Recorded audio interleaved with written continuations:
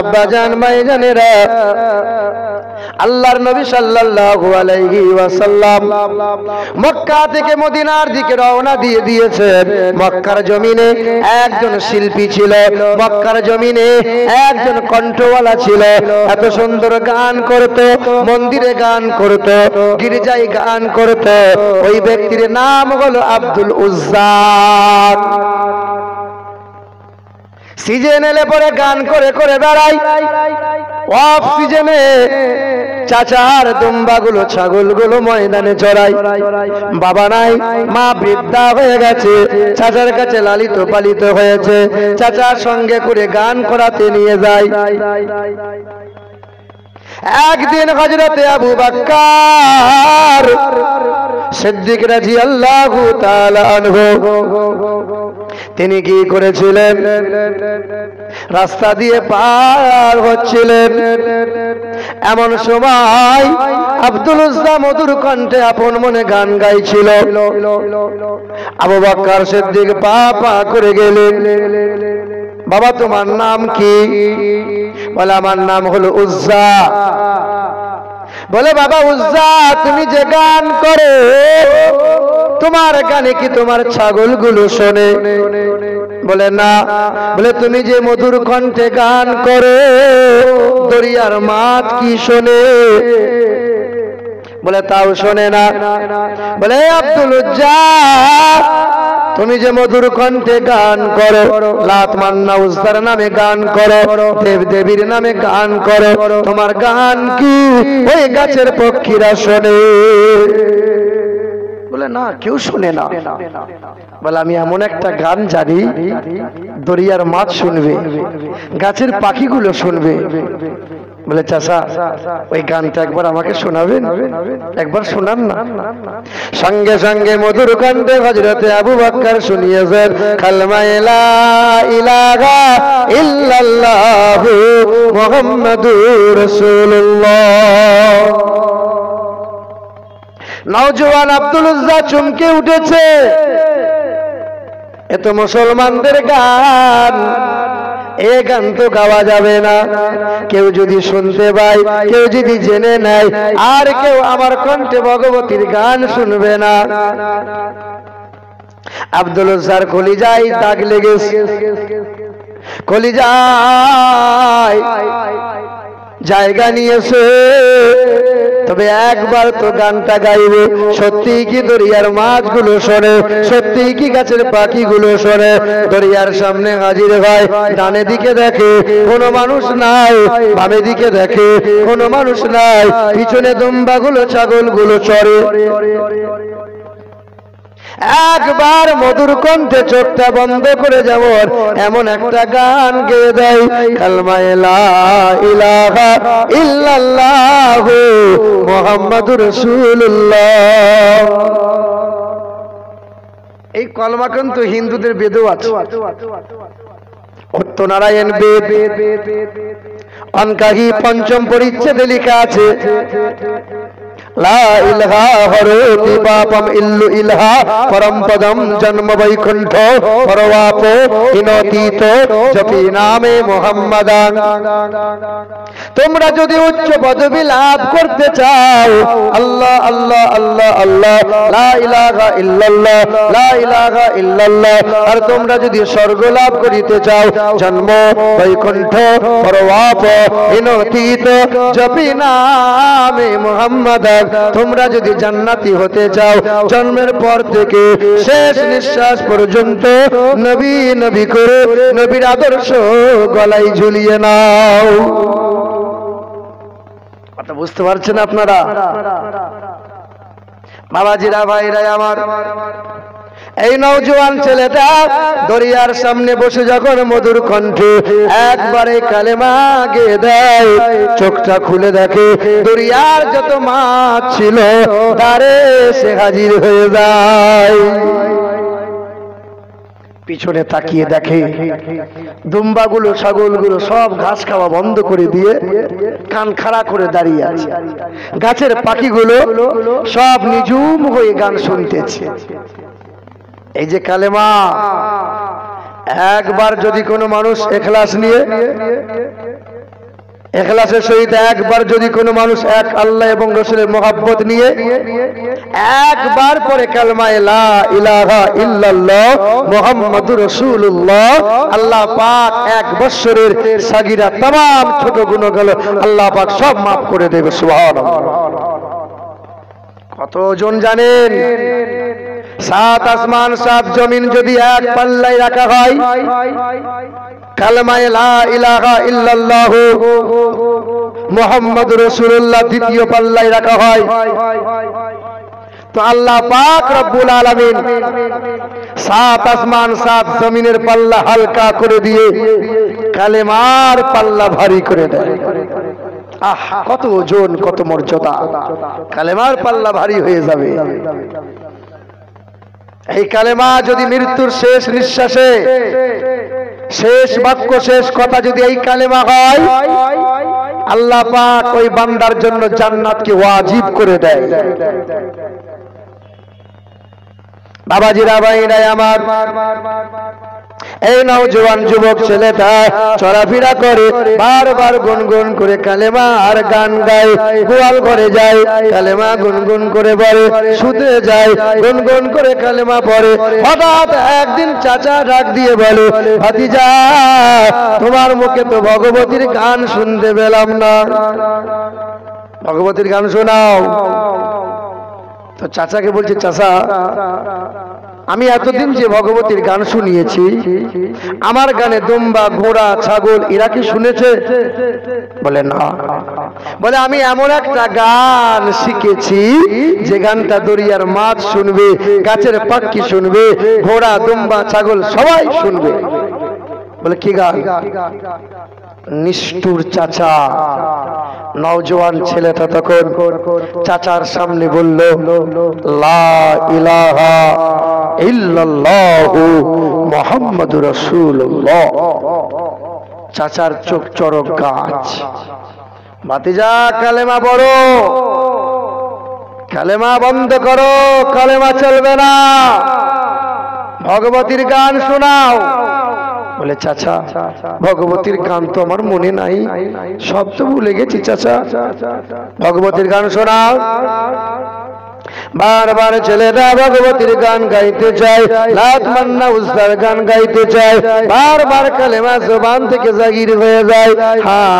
চাচা মারতে শুরু করে দিল, এত মার মারে সারাটা শরীরে রক্ত জমাট বেঁধে গেল, শরীরে চেহারা লাল হয়ে গেল, রক্ত বাগির হতে লাগলো। আহারে, ছেলেটা দরজা থেকে বাগির হয়ে যায়, চাচা ঘর থেকে তাড়িয়ে দিল, বেরিয়ে যা। আবার, আব্দুল্লাহ, তুই যে পরনে প্যান্টটা পরে আছিস, এই পোশাকটা আমি কিনে দিয়েছিলাম, খুলে দিয়ে যা। নওজোয়ান ছেলেটা ছুটে গিয়ে বলে, চাচা, কালেমা পড়েছি বলে, কালেমাকে মহব্বত করেছি বলে আমি এখন নওজোয়ান, দয়া করে শাস্তি এই দিবেন না, প্যান্টটা আপনি খুলে নিয়েন না, আমি সাবালক, আমি নওজোয়ান, আমি যুবক, নিয়েন না। নিষ্ঠুর চাচা জোর করে প্যান্টটা খুলে নিয়েছে, উলঙ্গ হয়ে গেল, দুটো হাত সামনে দিয়ে পা পা করে চলতে লাগলো। ওই নওজোয়ান যুবক আব্দুল্লাহ মা কান্নার আওয়াজ শুনতে পেল। আব্দুল্লাহ, মা, দরজা খুলছি বাবা, ঘরে আয়। মা, আমি ঘরে যাব না মা, ঘরে যদি কোনো কাপড়ের টুকরা থাকে তুমি দাও না মা। ঘরের ভিতর থেকে 2 কাপড়ের টুকরা পাঁচিল পার করে দিলেন। সেই কাপড় পরে মা দরজা খুলে বলছে, খোকা আয়। বলে, মা, ততক্ষণ পর্যন্ত তোমার বাড়ির মাটিতে আমি পা রাখবো না যতক্ষণ না আমার নবীর দরবারে পৌঁছাবো না। আমি আমার নবীকে চাই, যার জন্য পাগল আমি। বাবাজিরা, ভাইরাই আমার, মক্কা থেকে মদিনা কম বেশি 480 কিলোমিটার রাস্তা, পা পা করে হাঁটতে লাগলো। রাত যায় দিন যায়, রাত যায় দিন যায়, চেহারা লাল, চেহারা ঘা হয়ে গেছে। আব্দুল্লাহ মদিনায় হাজির হয়ে গেল। গভীর রাত, আল্লাহর নবী দো জাহানের বাদশাহ হাবিবে কিবরিয়া জনাবে মুহাম্মদুর রাসূলুল্লাহ সাল্লাল্লাহু আলাইহি ওয়াসাল্লাম মদিনার মসজিদে তাহাজ্জুদের ওয়াক্তে নবী আমার হাজির হয়েছেন। তো দেখছেন দূরে কালো কম্বল গায়ে দিয়ে একটা যুবক বসে আছে। কে কে ওটা? তো যুবকটা ছুটে এসে বলছে, হুজুর আমার নাম হলো আব্দুল উজ্জা। বলে তুমি তো মূর্তি পূজা করো, তুমি তো ভগবতীর নামে গান করো, তুমি এখানে কেমনে এলে? সঙ্গে সঙ্গে আব্দুল উজ্জা দেহের কম্বলটা সরিয়ে দিয়ে বলছেন, ইয়া রাসূলুল্লাহ আমার দেহটার দিকে তাকিয়ে দেখেন, প্রতিটা রক্ত, প্রতিটা ঘা, প্রতিটা মাংসের কোনায় শুধু নবী নবী নবী নবী। আমি যে সবচেয়ে বেশি আপনাকে মোহাব্বত করি গো নবী।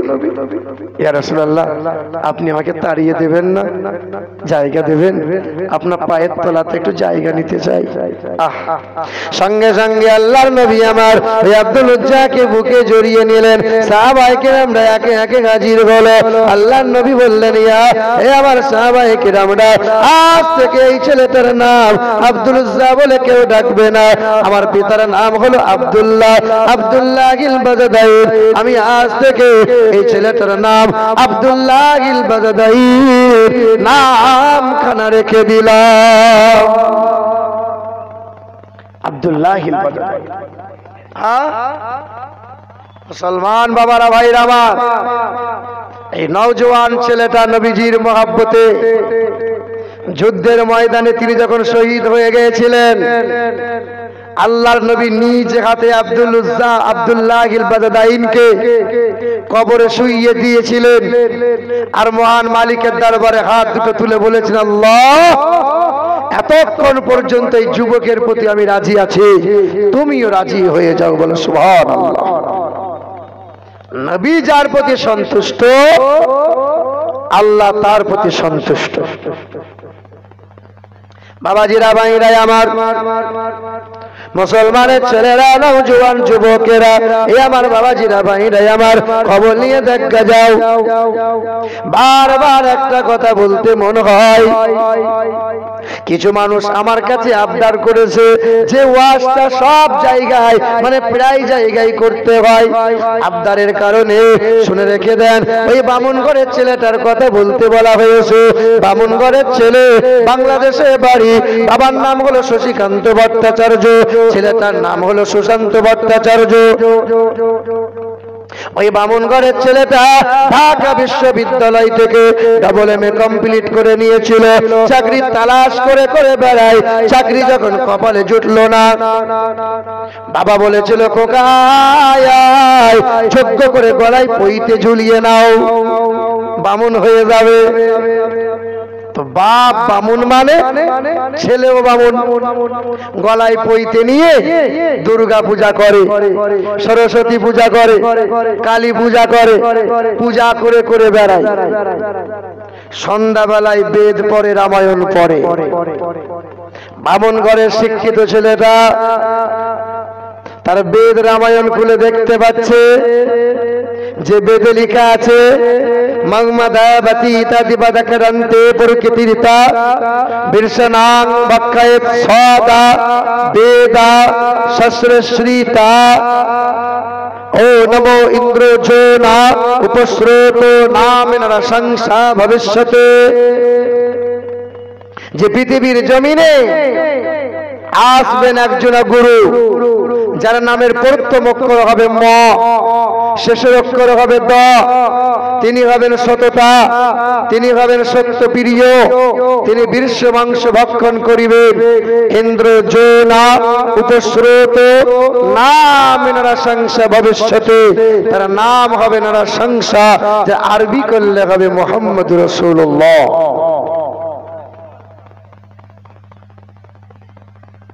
বাবারা, ভাইরা আমার, আমার সোনার টুকরো বন্ধুরা, আমার শুধু মানুষেরা, ওই বামুন ঘরের ছেলেটা বাবার সামনে দাঁড়িয়ে বলেছিল, বাবা তুমি যদি আমাকে অনুমতি দাও, আমি তো বাইবেল পড়তে জানি, আমি ত্রিপিটক পড়তে জানি, আমি রামায়ণটা পড়তে জানি, আমি মহাভারত পড়তে জানি, তুমি যদি আমাকে অনুমতি দাও, ইসলাম ধর্মের মহাগ্রন্থ আল কোরআন আমি পড়তে চাই। আমি কোরআন শরীফটা আমি পড়তে চাই। তো বাবা বলেছিল, খোকা তুমি বাইবেল পড়ো, জান্দাবাস্তা পড়ো, সব পড়ো, কিন্তু কোরআন তুমি পড়তে যেও না। কারণ কোরআন এমন একটা কালাম, হাযা বায়ানুল লিন্নাস, কোরআনের বাণী, আল্লাহর বাণী সবাই পড়তে পারে, কিন্তু কোরআন পড়ে কত শত বৈজ্ঞানিক কালেমা পড়ে ইমানদার হয়ে যায়।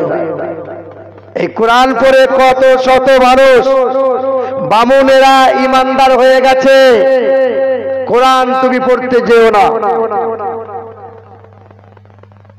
আজকে বামুন ঘরের ছেলে কোরআন পড়তে চায়, হিন্দু মানুষরা অনেকজনা কোরআন পড়ে, কিন্তু আমাদের মুসলমান ঘরের ছেলেরা কোরআন পড়বে না। দিন রাত মোবাইলে খোঁচা মারবে, ফেসবুক করবে, হোয়াটসঅ্যাপ করবে, মেসেঞ্জার করবে, আর নোংরা নোংরা মেয়েকে হ্যালো আই লাভ ইউ বলবে। আপনার ছেলে আপনার মেয়ে রাত হলে পরে নোংরা ভিডিও দেখে, নোংরা ছবি দেখে, নোংরা সিনেমা দেখে, কত পর্ণ ছবি দেখে, কত ছেলে মেয়ে হস্তমৈথুন করে। যে সমস্ত যুবক ছেলেরা হস্তমৈথুন করে রাতের বেলায় দরজা বন্ধ করে দিয়ে নোংরা সিনেমা, নোংরা ভিডিও দেখে, নোংরা ছবি দেখে, তাদের জানা নাই হাসরের কঠিন ময়দানে এই আঙ্গুলগুলো মোটা মোটা হয়ে ফুলে যাবে। এক একটা আঙ্গুলে অসংখ্য অসংখ্য বাচ্চা নাড়াচাড়া করা শুরু করবে। হাসরের ময়দানে মা আর বাপ ছুটে গিয়ে বলবে, তুমি আমার ছেলে, তোমার কি এমন হয়ে গেল? তোমার আঙ্গুলগুলো গর্ভবতী কেন হলো? ফেরেশতারা ছুটে এসে বলবে, তোমরা কি দেখতে চাও তোমার ছেলেটা কেমন নোংরা নোংরা কাজ করেছে এ হাতের দ্বারাই? এরা ব্যভিচার করেছিল চোখের দ্বারাই, ব্যভিচার করেছিল হাতের দ্বারাই, ব্যভিচার করেছিল কানের দ্বারাই। ব্যভিচারিণীকে যখন জাহান্নামে দেয়া হবে, জাহান্নামীরা চিৎকার করে বলবে, কাকে জাহান্নামে দিলে? যাদের দুর্গন্ধের কারণে জাহান্নামে আমরা টিকতে পারি না, যাদের দুর্গন্ধের কারণে জাহান্নামীরাই টিকতে পারে না। তাদের লজ্জা স্থান থেকে পুঁজ আর রক্ত এত দুর্গন্ধ বার হয়। যুবক ছেলে, যুবক মেয়ে, আমি তোমাকে বলে দিয়ে যাই, মোবাইল চালাচ্ছ, এখন তো মোবাইলে বাংলা কোরআন পাওয়া যায়, সূরা কালামগুলো পাওয়া যায়। সূরা ফিল পড়ো, জিলজিলা পড়ো, যে কোনো সূরা অনুবাদ পড়ো, মুখস্থ করো, কত হাদিসের কিতাব পাওয়া যায়, পড়ো, শেখো না। ও ফাংশন করবে, ও নাচবে, ও গান ডিজে বাজাবে, লজ্জা শরম তো নাই। আর বাপগুলো তো সব মরে গেল,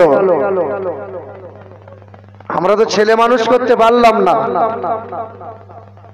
হযরতে বাবা কুতুবউদ্দিন বখতিয়ার কাকি রহমতুল্লাহ আলাই, যিনি ছিলেন খাজা গরিব নওয়াজের প্রধান খলিফা,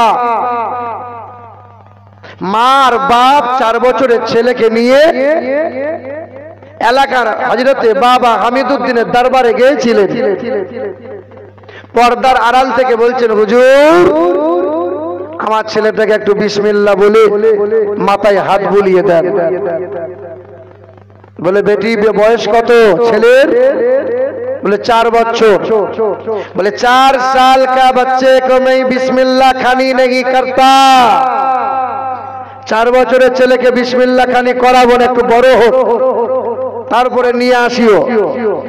বলে, না হুজুর একটু করিয়ে দেন, একটু বিসমিল্লাহ পড়িয়ে দেন। 4 বছরের ছেলে সামনে এসেছে। বাবু কি নাম? বলে, আমার নাম হলো কুতুবউদ্দিন।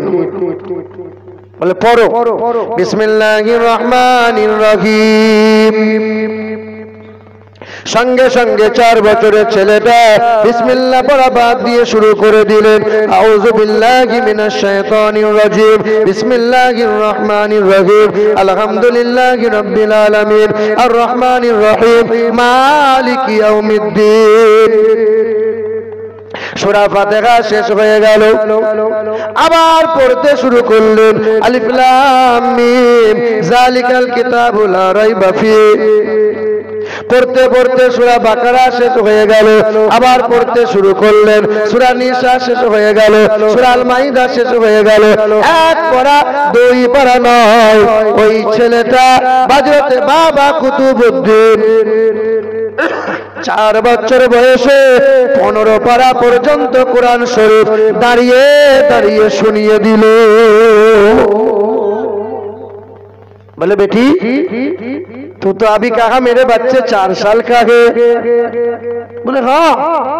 बोले 4 साल का बच्चे नहीं है, ये 40 साल का बूढ़ा है। अरे 40 বছরে বুড়ো যা করতে পারে না 4 বছরের ছেলে করে কি করে?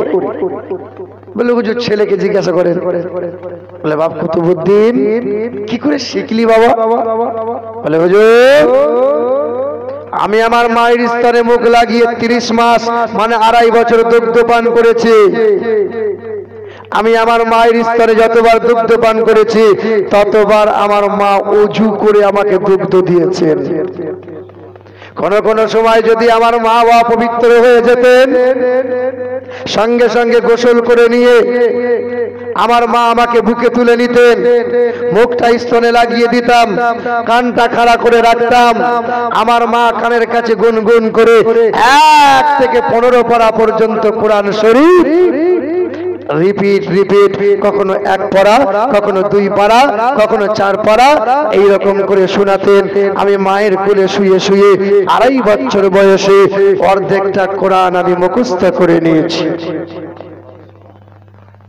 তোমার বৌমা সূরা কালাম শিখাইয়ে না, ও মোবাইল দেবে, লে মোবাইল লে, মোবাইল দেখ, কার্টুন দেখ, শুতে যাই তো মোবাইল, ঘুম থেকে ওঠে তো মোবাইল, খাবার খাই তো মোবাইল। ও জানে না ছেলের ভবিষ্যৎ নষ্ট করে দিল, ছেলের ভবিষ্যৎ ধ্বংস করে দিচ্ছে। ও বাপ হয়ে, ও মা হয়ে কত জন আছে এইরকম, কত শত আছে। মুসলমান সোনার টুকরো বন্ধুরা আমার, সুধী মানুষেরা, কলকাতার পিজি হাসপাতালে একজন ডাক্তার বলছেন যে এমন একটা সময় আসবে 2-4 বছর পরে দেখবেন বেশিরভাগ ছেলেরা বিনা চশমায় আর দেখতে পাবে না, আর 100-র মধ্যে 70টা ছেলে হিস্টেরিয়া হয়ে যাবে, নার্ভের সমস্যা এসে যাবে। একমাত্র কারণ হলো মোবাইল। আপনার ছেলে খাবার খায় না, ও খাবার গিলে গিলে নেয়। খাবার খাওয়াচ্ছেন আপনি, ছেলে মোবাইল দেখছে। হ্যাঁ, বিজ্ঞান বলে, চিকিৎসা বিজ্ঞানটা বলে মানুষ যখন খাবার খায় জিহ্বা থেকে লালা বার হয়, যে লালা মানুষের হজম ক্ষমতাকে বাড়িয়ে দেয়। তার তো মন মানসিকতা মোবাইলের দিকে। খাবার খাওয়াচ্ছেন, ও গিলে নিচ্ছে, ও খায় না, তাই তো দেহের রোগ সারে না। ভুল বলছে নাকি বাপ? কথা কষ্ট হচ্ছে আপনাদের? অসুবিধা হয়নি তো? মুসলমানের ছেলেরা, নওজোয়ান যুবকেরা, ওই বাংলাদেশের বামুন ঘরের ছেলেটা কি চেয়েছিল? বাবাকে বলেছিল, বাবা তুমি আমাকে অনুমতি দাও, আমি ইসলাম ধর্মের মহাগ্রন্থ আল কোরআনটা পড়তে চাই। দেখো কোরআন তুমি পড়বে যেন কেউ জানতে না পারে, যেন কেউ বুঝতে না পারে। বলে ঠিক আছে বাবা। রাত গভীর হয়ে গেল, ছেলেটা দৌড়ে দৌড়ে চলে গেল। কোথায় গেল? হুজুরের সামনে চলে গেল। ইমাম সাহেবের দরজায় আওয়াজ দিল, হুজুর কি ব্যাপার রে? বলে হুজুর আমি বামুন ঘরের ছেলে, আমার নাম সুশান্ত, আমার বয়স এখন 26, আমি ঢাকা বিশ্ববিদ্যালয় থেকে ডবল-এমএ করেছি। বাবা কি চাস? বলে আপনার কাছে এলাম, আমি একটু কোরআন পড়া শিখতে চাই। বলে বামুনের ছেলে কোরআন পড়বে? লা ইয়ামাসসুহু ইল্লাল মুতাহহারুন, অপবিত্র অবস্থায় বাবা কোরআন ছোঁয়া যাবে না। পেশাব করে পানি নাও। কিছু কিছু মুসলিম ভাইরা মুসলমানদেরকে ব্যঙ্গ করে, কারণ মুসলমানরা খাতনা করে বলে। আমাকে হিন্দু ভাইরা আমাকে বলেছে কাটুয়া, কাটুয়া। কাটুয়া মানে বোঝেন? মানে খতনা করা তাকে বলে, ঠাট্টা করে বলছে কাটুয়া। তারা তো জানে না ওই আমেরিকার দেশের বিখ্যাত বৈজ্ঞানিক, ওই বৈজ্ঞানিকের নাম হলো ডক্টর হুবেন। 7 বছর রিসার্চ করার পরে খ্রিস্টান ধর্মের পাদ্রীগুলোকে বলল, বাচ্চাদের শিশুকালে খাতনা করে দাও, খাতনা করে দাও। কেন খাতনা করে দেওয়া হবে? বলে 7 বছর ধরে রিসার্চ করলাম, মুসলমানরা খাতনা করে, তবে মুসলমানরা খাতনা করে আর পেশাব করে পানি নাই বলে মুসলমানদের লজ্জা স্থানে 4টে রোগ কোনোদিন হয় না। 1 নম্বর, মুসলমানদের লজ্জা স্থানে ক্যান্সার হয় না, এইডস হয় না, গনোরিয়া হয় না, সিফিলিস নামক রোগ হয় না। দেখবেন 100-র মধ্যে 100টা মহিলা পেশাব করে পানি নেয়, কিন্তু 100-র মধ্যে 100টা পুরুষ পেশাব করে পানি নেয় নাই না। ও চেন খুলে পাইপটা বার করে ছটছট করে মুতে দিল, অর্ধেকটা পেশাব প্যান্টে লেগে গেল। মুসলমানের ছানা, জলসায় যাব, ছল্লে আলা ছল। এই পেশাব করে পানি নিয়েছো? তোমার যদি ছাগল, কুকুর, বিড়াল অনেক ভালো। মুসলমানের ছেলে পেশাব করে পানি নিতে পারে না। 100-র মধ্যে 80 জন ফরজ গোসল করতেই পারে না, শুধু যায় আর পুকুরে ডুব মেরে চলে আসে, গোসল করলাম।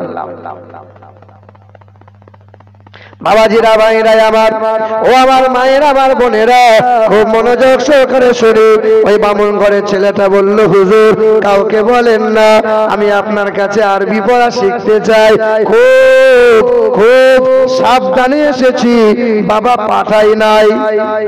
আমি জোর করে আবদার করেছি, আরজি করেছি, অনেকবার বলেছি, তাই আমাকে পাঠিয়েছে। কাউকে বলবেন না, রাতের বেলায় আমি আসবো। বলে পেশাব করে পানি নে, আর আমার কাছে যখন আসবি গোসল করে চলে আসবি। হ্যাঁ, ছেলে রাতের বেলায় গোসল করে। রাত যখন হয় গোসল করে ইমাম সাহেবের সামনে হাজির হলো। মামুন ঘরের ছেলের গলায় পইতে ঝোলানো আছে। ছেলেটা আলিফ বে তে শুরু করলো, পড়তে পড়তে পড়তে পড়তে কয়েক মাসের ভিতরে বামুন ঘরের ছেলে কোরআন পড়া শিখে নিল। বলে সুবহানাল্লাহ। ওই যে তোমার এরে গরুটা, ভেড়াটা কোরআন পড়ে না, লজ্জাও লাগে না। আর আমরা বাপ হয়ে ছেলেগুলোকে মক্তবেও পাঠাই না। কবে শিখবে বলেন? কবে শিখবে? কবে শিখাবেন আপনি? ভাড়া করে কতদিন চলবে? হুজুর ভাড়া করে নিয়ে এসো। বাপের জানাজা পড়াবে কে? ভাড়া করা মৌলবী। বাপের কবর জিয়ারত করবে কে? ভাড়া করা মৌলবী। বাপের জন্য দোয়া করবে কে? ভাড়া করা মৌলবী। বাপের জন্য কুলখানি করবে কে? ভাড়া করা। তোমার ছেলে কি করলো? শুধু জমি জায়গা সম্পদ বুঝে নিল, আর কিছু নাই।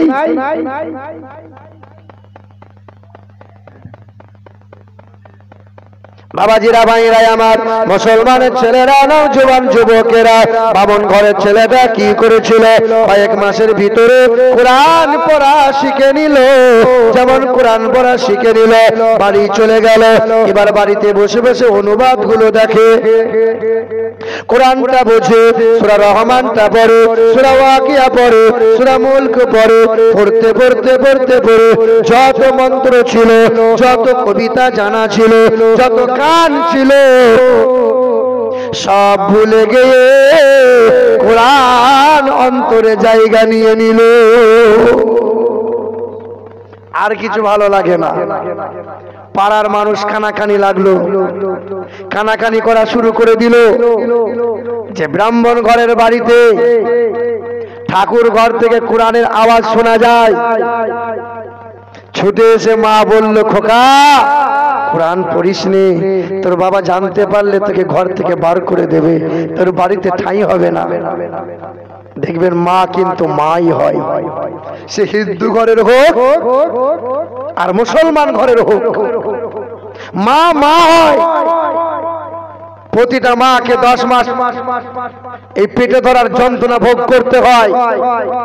মা তো মা হয়, প্রতিটা মাকে প্রসবের বেদনা যন্ত্রণা ভোগ করতে হয়। এখানে কত সন্তান বসে আছে, বাপ মায়ের সাথে কথা বন্ধ করে দিয়েছে, দিয়ে মাথায় টুপি পরে হুজুর সেজে বসে আছে।